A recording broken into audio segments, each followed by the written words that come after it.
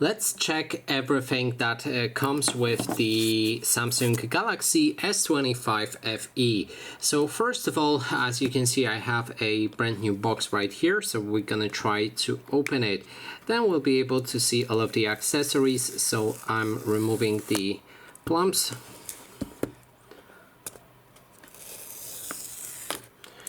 And then we can slide open the box. Okay, so first thing you should notice is your phone. As you can see right here, I have a white version. Then on the top cover, there's also something. So let's see that if we can find something there.